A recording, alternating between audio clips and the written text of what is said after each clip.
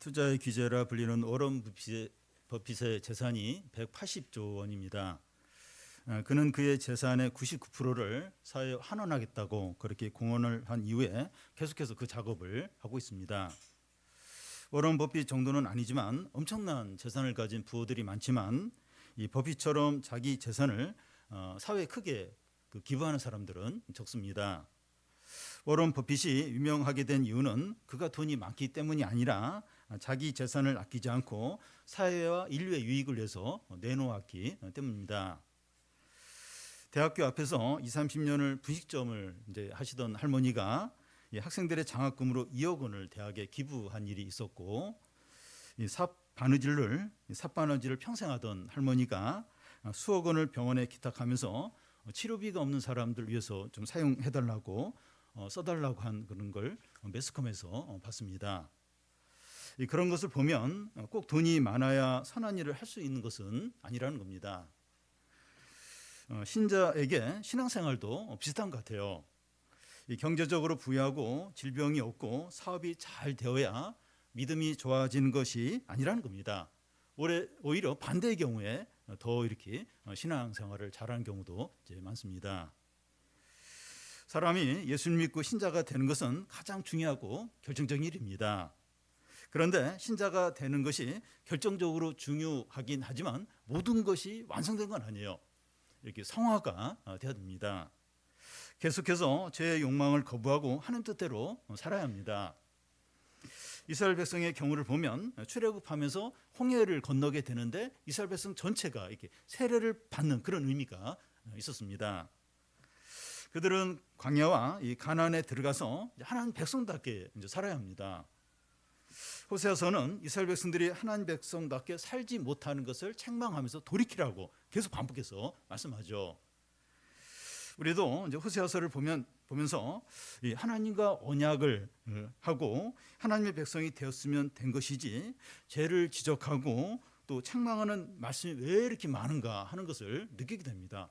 우리가 1장부터 지금 10장까지 보는데 매 장마다 그 죄들에 대해서 그냥 반복해서 이렇게 책망을 하는데, 이렇게까지 죄에 대해서 이렇게 할 필요가 있을까, 이런 생각이 들 수 있죠.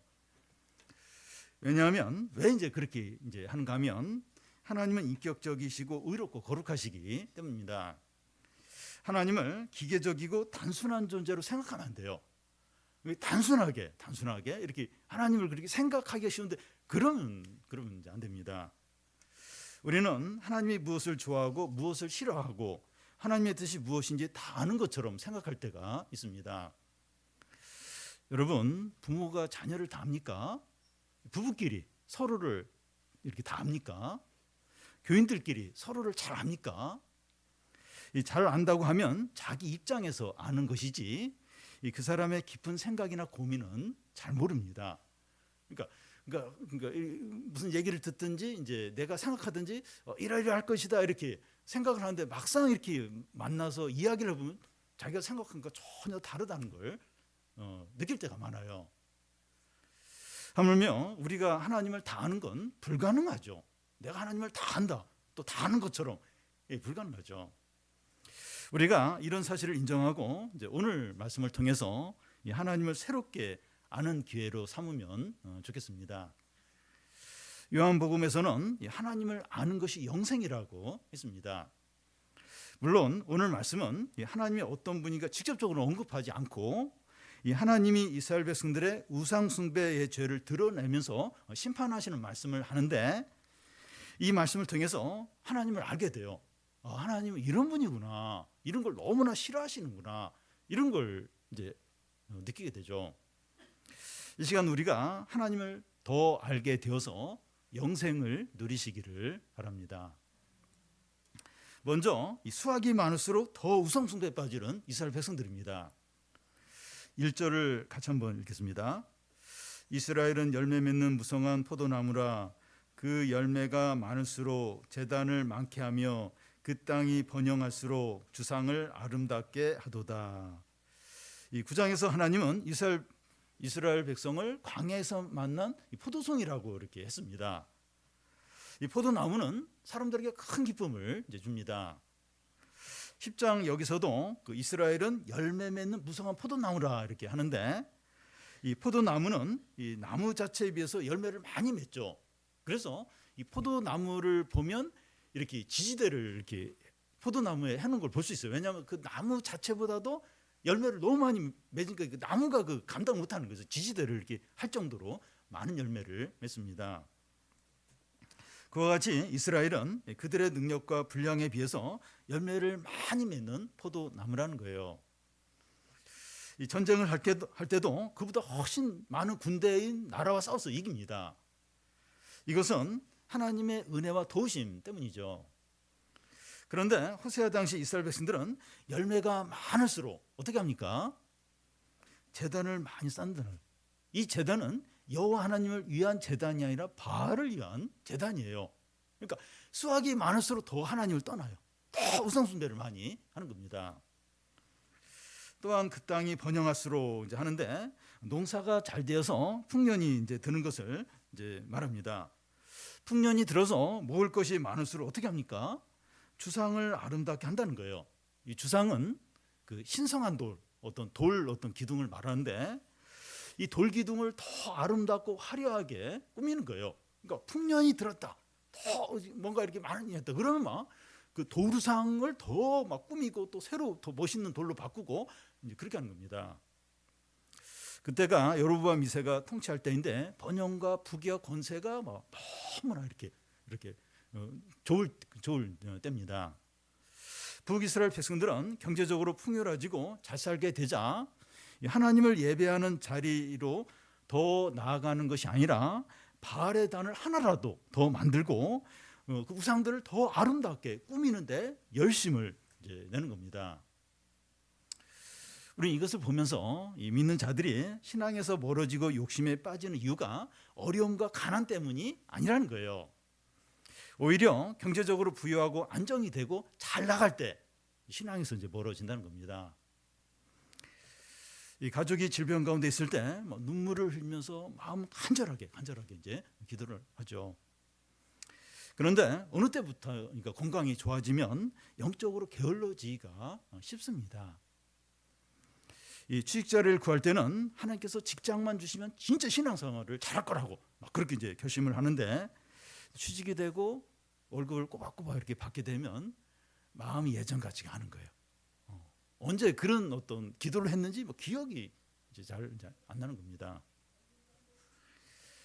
자녀가 어릴 때 이제 부인들이 이제 기도할 시간도 없고 성경 읽을 이제 시간이 없어가지고 애가 이제 어린이집만 가면 그때 진짜 이렇게 하나님과 만나는 시간을 가져야지 이제 그렇게 이제 결심을 이제 합니다. 그래서 자녀가 이제 어린이집에 갔어요. 몇 개월 후에 자신을 돌아보면 그 오전 시간에 자는 거예요. 자거나 TV를 보면서 이렇게 그 시간을 보낼 때가 이제 많은 겁니다. 이런 것을 돌아볼 때 오히려 돈이 없고 시간이 없고 힘들 때가 믿음이 더 좋았다 하는 것을 이제 고백하게 됩니다. 그래서 시간이 많아지고 수입이 늘고 잘 나갈 때 영적으로 긴장을 해야 돼요. 전에 없던 우상들을 세울 수 있어요. 우상들을 세우고 거기에 막 더 마음을 쏟고 그러기가 너무나 이제 쉽다는 겁니다. 편안하고 부유한 생활이 유혹이 될 수 있음을 기억을 해요. 이거 하나님이 주신 거니까 잘 누려야지. 맞아요. 잘 누리는데 이게 유혹이 됐어요. 유혹이. 이게 우상이 될 수 있는 겁니다. 그래서 영적으로 깨어있고 절제를 해야 됩니다. 절제를. 그러면 이스라엘 백성들이 수확이 늘어나자 제단들을 더 많이 세운 이유가 무엇일까요? 2절을 우리 같이 한번 읽겠습니다. 그들이 두 마음을 품었으니 이제 벌을 받을 것이라. 하나님이 그 제단을 쳐서 깨뜨리시며 그 주상을 허시리라. 이스라엘 백성이 수확이 늘어나자 하나님께 나아가는 것이 아니라 바알 제단을 더 세운 이유는 두 마음을 품었기 때문이라는 겁니다. 이스라엘 백성들이 품은 두 마음이 어떤 마음입니까? 이 여호와를 향한 마음과 바알을 향한 마음입니다. 양다리를 걸치는 거예요. 혼합신앙을 갖는 겁니다. 이스라엘 백성들은 가나안에 들어갈 때 잘 살고 싶고 풍족한 생활을 하고 싶었습니다. 그래서 가나안 사람들에게 농사일을 열심히 배웠는데 이 농사만 배운 것이 아니라 그들의 종교까지 배우는 거예요. 여러분, 이 씨 뿌리고 이제 추수할 때가 절기인데 이 바알을 섬기는 시기와 절기가 딱 일치하는 거예요. 그래서 이스라엘 백성들이 농사를 지으면서 자연스럽게 이제 바알을 섬기게 되는 겁니다. 그러니까 농사를 이렇게 지을 때 그 음력으로 주로 이렇게 그 농사 그런 걸 하는데 그때마다 이제 그 가나안 사람들은 바알을 섬기는 어떤 그런 그 날로 이렇게 같이 가는 거예요. 그러니까 이스라엘 백성들이 농사도 배우면서 그 절기 때마다 자연스럽게 이제 바알을 이제 섬기게 이제 되는 겁니다. 이스라엘 백성들의 이런 모습을 보면서 그 우리의 마음을 수입이 더 늘어나거나 편안한 생활에 두면 하나님 외에 다른 것을 섬기게 됩니다. 그렇지만 우리의 마음을 하나님의 부르심에 따라 사는 것에 이렇게 그 마음을 두면 수입이 많건 적건 생활이 편하건 불편하건 하나님을 의지하며 살게 되죠. 그러니까 그 눈에 보이는 어떤 거기에 이제 마음을 두면 하나님도 떠나게 돼요. 근데 내 삶의 목표를 하나님의 뜻에 따르는 그걸 딱 목표로 삼으면 수입 많건 적건 이제 계속 하나님을 의지할 수 있게 되는 거죠. 백성들의 마음이 두 마음이 되었을 때 그 결과가 뭡니까? 2절을 다시 보면 그들이 두 마음을 품었으니 이제는 벌을 받을 것이다. 하나님이 그 제단을 쳐서 깨트리시며 그 주상을 허시리라.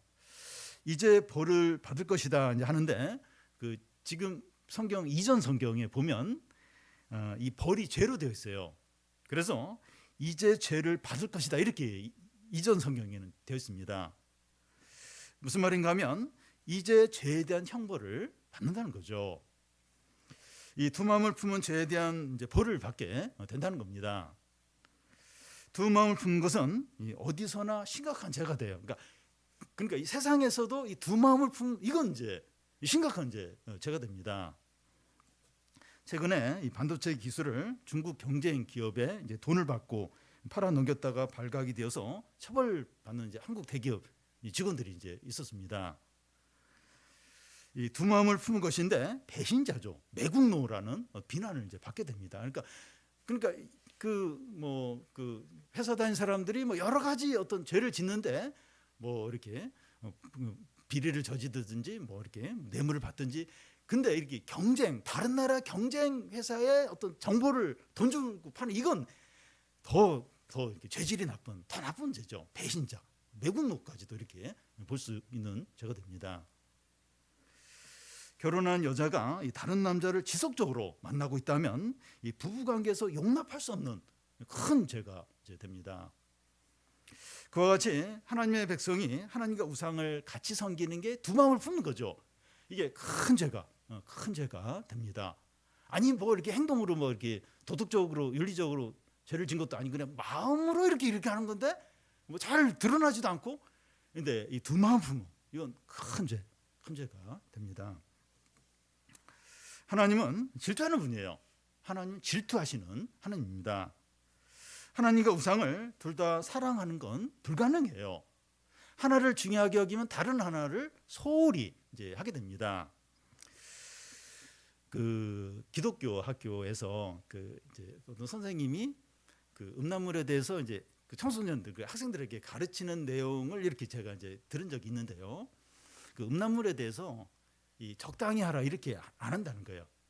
그러니까 음란물을 아예 접하지 말고 끊든지 그렇게 해야지 음란물에 빠지면 안 되고 그냥 음란물 적당히 하라 이게 안 된다. 음란물은 그냥 그 접하게 되면 결국은 빠지게 된다는 겁니다. 그러니까 우상 숭배가 그렇다는 거예요. 그러니까 이거 내가 뭐 이렇게 신앙을 버린 것도 아니고 교회를 안 나가는 것도 아니고 예배를 빠지는 것도 아니고 뭐 좀 이렇게 마음을 빼앗길 수 있지 뭐 이제 이렇게가 안 된다는 거예요. 그러니까 그러니까 하나님 외에 다른 것에 마음을 향하게 되면 그러니까 하나님보다 그걸 더 우선을 하게 되는 겁니다. 그래도가 아니라는 거예요. 그러니까 이게 마음을 하나님 말고 다른 것에 마음을 두면 하나님보다 더 그걸 우선하는 것이고 하나님을 섬기는 게 아니라 우상을 섬기는 게 된다는 겁니다. 그렇게 안 된다는 거예요. 두 마음, 그래도 나는 그래도 이렇게 반반 아니면 70대 30 뭐 이러면서 이제 막 합리화를 이렇게 나름대로 시킬 수 있을 거. 요 정도는. 근데 그게 안 된다는 그게. 그렇게 하면 결국 이제 하나님보다 그걸 더 우선하는 것이고 그 우상 숭배하는 것이 된다는 거예요. 하는 게 큰 죄가 된다는 겁니다. 그래서 뭐 어쩔 수 없지 뭐 괜찮지. 그래도 예배 빠지지 않잖아. 그래도 잘 섬기고 있잖아. 그게 아니라는 거예요. 그렇게 안 된다는 겁니다. 하나님은 두 마음을 품은 죄에 대해서 어떻게 심판을 하십니까? 그 재단을 쳐서 깨치시고 그 주상을 헐으십니다. 하나님은 이스라엘 백성들이 섬기고 의지하던 제단과 주상을 헐어버리십니다. 이것은 우상을 섬기던 이스라엘 백성들에 대한 심판을 의미합니다. 이스라엘 백성들에 대한 심판은 두 가지로 나타나는데 왕과 재판에 대해서입니다. 먼저 왕에 대한 심판을 살펴보면 3절을 같이 한번 읽겠습니다. 그들이 이제 이르기를 우리가 여호와를 두려워하지 아니하므로 우리에게 왕이 없거니와 왕이 우리를 위하여 무엇을 하리요 하리로다. 이 마음의 두 마음을 품은 자는 여호와를 두려워하지 않습니다. 예를 이제 들면 이 산업 기술 비밀을 이제 돈 주고 이제 팔아 넘긴 사람은 자기가 다니는 회사에서 뭐 징계받고 잘리는 이걸 별로 두려워하지 않아요. 왜냐하면 이 회사에서 잘리면 정보를 넘긴 회사에 갈 수 있지 않을까. 좀 그리고 또 뭐 정보를 팔면서 받은 돈도 있고, 그러니까 별로 자기가 다니는 회사를 안 두려워하게 됩니다. 그와 같이 이스라엘 백성들은 하나님과의 관계에 문제가 생기면 바알을 섬기면 되지 뭐 이렇게 한다는 거예요. 그러니까 양다리를 걸치니까 하나님이 그렇게 안 두려운 거예요. 왜냐하면 믿을 구석이 있으니까. 그러면서 이제 그 하나님을 두려워하지 이제 않게 됩니다. 그런 이스라엘 백성들에게 하나님 어떻게 하십니까? 왕이 제 역할을 하지 못하게 한다는 거예요. 여로보암 2세 이후에 이제 왕들이 이제 등장을 하는데 그들은 공고한 백성들을 위해서 아무런 유익을 주지 못하고 오히려 백성들이 왕 때문에 고통스러워요. 막 탄식을 이제 합니다. 지금 21세기 현재 이스라엘 국민들은 네타냐후로 인해서 고통을 많이 겪고 있어요. 러시아 국민들은 푸틴으로 인해서 고생을 하고 우리나라 국민들도 이제 지금 힘들어하고 있습니다. 하나님은 국가 지도자를 통해서 심판을 하시는 거죠. 그런데 하나님은 재판을 통해서도 이스라엘을 심판하십니다. 4절을 같이 한번 읽겠습니다. 그들이 헛된 말을 내며 거짓 맹세로 언약을 세우니 그 재판이 바디당에 돋는 독초 같으리로다. 백성들이 재판에서 거짓 맹세를 하는 거예요. 예를 들어서 이제 빚을 갚지 못해서 종으로 팔렸다가 희년이 되어서 이제 돌아와서 자기 땅을 회복하려고 이제 하는데, 그러려면 그 사람들의 이웃들이 이 사람이 여기 살았다, 이 땅의 주인이다 하는 걸 재판장 앞에서 이렇게 증언을 해줘야 돼요. 근데 부자가 이미 이렇게 뇌물을 줘서 거짓 맹세를 하게 이제 하는 겁니다. 그러면서 땅을 이렇게 빼앗기도록 이제 하는 겁니다. 이 재판을 하는 사람들은 억울하거나 고통이기 때문에 하는 것인데, 증인이 거짓 맹세를 하니까 고통 가운데 있는 자가 더 큰 고통을 겪는 겁니다. 그래서 재판이 밭이랑에 돋는 독초와 같다는 거예요. 하나님은 두 마음을 품는 이스라엘 백성들을 심판하는데 공고한 백성을 전혀 돕지 못하고 괴롭히는 그런 왕들이 세워지게 하고, 또 재판이 독한 독초가 되어서 더욱 고통받게 한다는 겁니다. 지도자, 또 재판, 이런 게 참 불법적인 거예요. 그러니까 이스라엘 안에 압제와 피 흘림과 불법과 착취가 가득한 거예요. 백성들이 너무나 이제 힘든 겁니다. 이게 이제 하나님의 일종의 이제 심판이라는 거예요. 이런 국가 지도자들, 또 이 공의가 해야 될 재판이 이렇게 막 불법으로 이렇게 막 해가지고 막 사람들이 고통을 겪는, 이게 이제 두 마음을 품은 백성들에 대한 이제 하나님의 일종의 심판이라는 겁니다. 다음은 우상과 함께 망하는 사마리아입니다. 국제 대회에서 우승을 하면 TV 카메라가 제일 먼저 이렇게 비추는 사람이 감독이에요. 그다음 이제 결혼한 사람이면 아내나 남편이고 아니면 부모를 비추게 됩니다. 왜냐하면 우승은 한 사람이 했지만 그의 감독이나 부부나 이 가족이 연합되어 있고 하나이기 때문입니다. 이 한 사람의 영광이 부부와 가족의 영광이 이제 되는 거죠. 신앙도 이제 마찬가지인데 이 하나님을 섬긴다고 하는 것은 하나님과 연합이 되어 이제 하나가 된 것이고, 바알을 섬긴다고 하는 것은 바알과 연합이 돼서 하나가 이제 된 것이죠. 다시 말해서 이 자기가 섬기는 신과 모든 운명을 같이 하는 겁니다. 그러니까 하나님을 섬기면 하나님과 운명을 같이 하고, 바알을 섬기면 바알을 같이 하고, 우상을 섬기면 우상과 운명을 같이 이제 하는 겁니다. 이스라엘 백성들은 두 마음을 품었어요. 그런데 종이 두 주인을 섬기는 것이 이제 불가능 이제 한데, 이 하나님을 버리고 우상을 섬기는 겁니다. 이스라엘은 우상과 연합했고 우상과 모든 운명을 같이 하는 거예요. 이 우상이 잘 돼야 이스라엘도 잘 되게 되어 있어요. 그러니까 이스라엘은 지금 하나님은 안 섬기고 이제 우상도 같이 섬기되, 그러니까 우상이 잘 돼야 이스라엘도 이제 잘 되게 되는 거예요. 왜냐하면 우상과 함께 연합이 되어 있기 때문이죠. 그런데 이스라엘이 섬기는 우상에게 어떤 일이 일어납니까? 5절을 보면 같이 한번 읽겠습니다. 사마리아 주민이 베다웬의 송아지로 말미암아 두려워할 것이라. 그 백성이 슬퍼하며 그것을 기뻐하던 제사장들도 슬퍼하리니 이는 그의 영광이 떠나감이며. 이스라엘 백성들이 섬기는 송아지 우상의 영광이 떠나갑니다. 이 송아지 우상의 영광이 떠나니까 사마리아 주민도 두려워하고 백성들과 제사장도 슬퍼하는 거예요. 왜냐하면 이 송아지 우상의 영광이 떠나는 것은 그것을 섬기는 이스라엘 백성들의 영광도 함께 떠나는 것이기 때문입니다. 왜냐하면 송아지 우상과 이스라엘 백성이 연합이 됐어요. 그러니까 송아지 우상의 영광이 떠나니까 그걸 섬기는 이스라엘 백성들의 영광도 함께 이제 떠나게 되는 거죠. 우리가 여기서 생각해야 될 것은 이 송아지 우상의 영광은 쉽게 사라질 수 있다는 겁니다. 송아지 우상은 세상 영광을 가리키는데 이 세상 영광들이 쉽게 사라질 수 있어요. 이 세상 영광의 대표적인 예가 연예인들이나 스포츠 스타들이나 가수들의 인기인데 금방 사라집니다. 금방.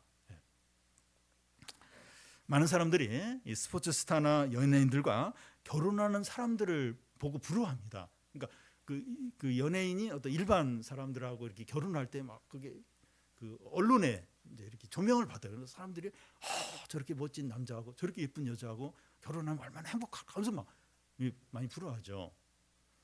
그런데 그런 결혼이 쉽게 이혼으로 끝나는 경우가 종종 있어요.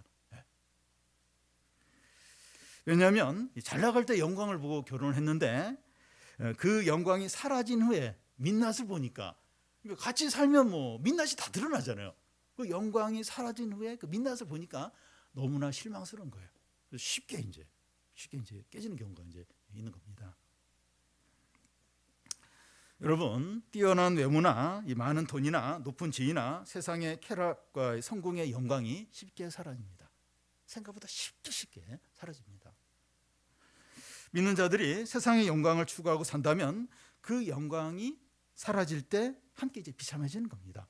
이거 하나님 백성인데 믿는 사람인데 이 세상의 영광 그걸 이렇게 막 추구하고 그러면 이제 그 영광이 쉽게 사라지는데 함께 이제 비참해지는 거죠. 이제 이스라엘 백성들이 그런 거예요. 하나님을 섬기는 자들인데 이 자꾸 우상들, 세상의 우상들을 이제 사랑하고 섬기니까 이제 같은 운명이 된다는 거죠. 그러면 송아지 우상의 영광이 어떻게 사라지게 됩니까? 6절을 같이 한번 읽겠습니다. 그 송아지는 아수르로 옮겨다가 예물로 야레방에게 드리리니 에브라임은 수치를 받을 것이요 이스라엘은 자기들의 계책을 부끄러워할 것이며. 야레방은 아수르의 대왕을 가리킵니다. 이스라엘 백성은 아수르가 공격해 올 때 송아지 우상에게 구원해달라고 이렇게 기도를 했는데, 송아지 우상은 이스라엘을 구원하지 못할 뿐만 아니라 자기가 전리품으로 끌려가는 겁니다. 송아지 우상 아무것도 아니에요. nothing. 아무것도 아닌 겁니다. 이것이 송아지 우상의 본질이죠. 이번에 캠프 제목이 내가 만드신 신, 그 나를 만든 신. 그러니까 내가 만든 신이에요. 송아지 우상은 그 사람이 만들었죠. 그 송아지 우상에게 그 아수르로부터 건져달라고 이제 기도를 했는데 전혀 도움을 못 줘요. 그 송아지 우상이 전리품으로 끌려가는 겁니다. 이게 송아지 우상의 본질이죠, 본질. 이스라엘 백성도 그들이 섬기던 송아지 우상처럼 포로로 아수르에 이제 끌려가는 겁니다. 자기들이 섬기던 우상과 똑같이 되는 겁니다. 그래서 어떤 우상이든지 어떤 우상, 그래서 우상이라고 하는 것은 하나님보다 더 의지하고 마음을 빼앗기는 그 모든 게, 그게 모든 게 뭐 사랑이든지 뭐 세상 성공이든지 돈이든지 뭐 자식이든지, 그러니까 하나님보다 더 우선하는, 하나님 자리에 둔 이게 이제 우상인데, 그 우상이 어떤 것이든지 그 우상을 섬기고 의지하는 사람은 허망하게 돼요. 그 마지막이 비참하게 됩니다. 그게 이제 우상을 섬기는 그 사람의 마지막 결과예요. 왜냐하면 그 우상은 다 이제 자기가 만든 거예요. 자기가 만든 그게 뭡니까? 그게 우리를 진짜 위기에서 건져줍니까? 근데 그걸 의지하는, 그걸 자기가 만든 건 자기보다 못한 거죠. 근데 자기보다 못한 걸 의지하고 거기에 자신을 맡기고 그 마지막은 뻔한 거죠. 뻔한 거. 어리석음과 수치와 비참함으로 끝나는 거예요. 그게 뭐가 됐든지 그 많은 돈이랄지라도 그 마지막은 허망함, 수치로 이제 끝나는 겁니다. 그러면 이스라엘이 어떻게 부끄러움을 당하게 됩니까? 7절을 보면 같이 한번 읽겠습니다. 사마리아 왕은 무리에 있는 거품같이 멸망할 것이며, 이 무리의 거품은 너무나 약하고 쉽게 변하고 금방 사라지죠. 그죠? 뭐 이렇게 냇가든지 강이든지 거품 너무나 쉽게 그냥 이렇게 흘러가 버리고 사라집니다. 사마리아는 북이스라엘의 수도인데 사마리아와 사마리아의 왕들이 이 무리의 거품처럼 너무나 쉽게 사라지고 무너진다는 겁니다. 자기가 섬기던 우상처럼 너무나 쉽게 무너지고 없어지는 거예요. 그런데 이스라엘 백성은 본래 어떤 자들입니까? 여호와를 산성과 방패와 반석과 요새로 삼은 자들이죠. 그런데 그들이 두 마음을 품을 때 물거품처럼 사라지고 무너지게 된다는 거예요. 하나님을 요새로 삼고 반석을 삼은, 하나님의 눈동자로 여기는 너무나 복되고 너무나 안전한 자들인데 두 마음을 품으면서 무리에 있는 거품처럼 너무나 쉽게 허망하게 무너지는 겁니다. 양다리를 거치는 게 절대 안전하지 않아요. 그러니까 하나님만 이렇게 올인하는 게 너무 이게 걱정이 되는 거예요. 불안한 거예요. 그래서 뭔가 이렇게 의지를 이렇게 해요. 이렇게 뭔가 여지를 두고 뭔가를 의지하고 일종의 양다리를 거친데 그게 안전하지 않다는 겁니다.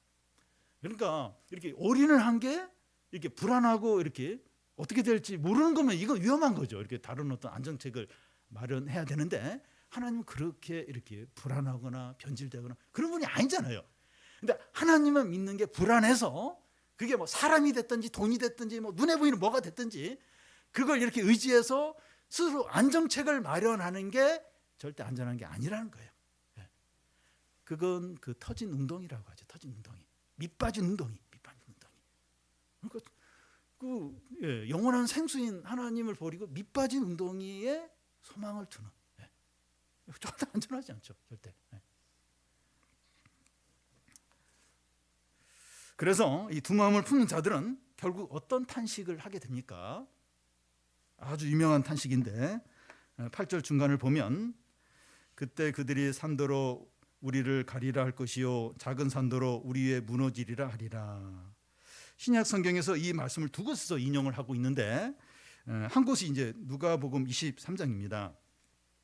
예수께서 이제 십자가를 지시고 골고다 언덕으로 올라가시는데 울음꾼 여인들이 따라가면서 통곡을 하는 거예요. 근데 예수님이 그들을 보시면서 하시는 말씀이 나를 위하여 울지 말고 너희와 너희 자녀들을 위해서 울라.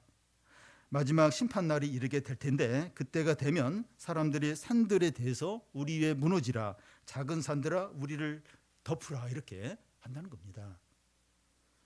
또 한 번의 인용이 그 계시록 6장 그 15절 17절인데 땅의 임금들과 왕족들과 장군들과 부자들과 강한 자들과 각 종과 자유인이 굴과 산 바위 틈에 숨어 산과 바위에게 가로되 우리 위에 떨어져 보좌 위에 앉으신 이의 낫에서와 어린 양의 진노에서 우리를 가리우라. 그들의 진노의 큰 날이 이르렀으니 누가 능히 서리요 하더라 한다는 겁니다. 여러분, 이스라엘 백성들에 대한 하나님의 심판은 모든 인류에 대한 하나님의 심판을 보여주는, 이렇게 대표하는 것이 됩니다. 아무 소망이 없고 너무나 두렵다는 거예요. 보좌에 앉으신 이와 어린 양의 진노가 너무 두려서 산과 우리에 무너져라, 또 바위와 우리를 눌러서 빨리 죽게 해달라는 겁니다. 여러분, 산사태 이렇게 비가 너무 많이 와서 막 산사태가 나서 거기에 이렇게 해서 막 죽는 분들이 있는데 너무 비참하죠. 너무 무섭죠. 근데 오히려 산이 와서 덮치고 산사태가 나서 깔려 죽고 바위가 굴러와서 여기 죽는 게 훨씬 더 덜 두렵다는 거예요.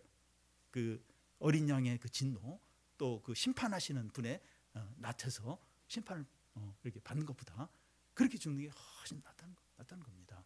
그러니까 두 마음을 품으면서 이렇게 하나님을 알 수 있는데도 하나님을 경외하지 않고 그 욕심으로 계속해서 이렇게 나아간 자가 그런 무서운 심판을 받는다는 겁니다. 사랑하는 여러분, 우리는 더 이상 두 마음을 품지 않아야 합니다. 우리가 하나님 외에 다른 것에 마음을 빼앗기고 있다면 우상을 섬기는 것이고 그것과 우리는 운명을 같이 하게 됩니다. 무리의 거품처럼 곧 사라져요. 수치를 당하게 됩니다. 참 그게 쉽지가 않아요. 근데 이게 적당히가 안 돼. 적당히가 안 되고 이게 그 마음을 두고 이러면 이제 우상 숭배를 하는 것이고, 그게 뭐가 됐든지 그 마지막은 수치고 어리석음이고 비참함이라. 그것과 함께 운명을 같이 한다는 겁니다. 경제적인 풍요로움이나 눈에 보이는 안정이나 이 세상의 성공에 마음을 빼앗기지 않고 예수 그리스도와 연합된 것을 견고히 지키고, 이미 예수 그리스도를 믿음으로 견고히 됐어요. 견고히 지키는, 그 사이에 뭐가 끼지 않도록 견고히 지키고 하나님을 향한 한 마음만 끝까지 품는 성도들이 다 되시기를 바랍니다.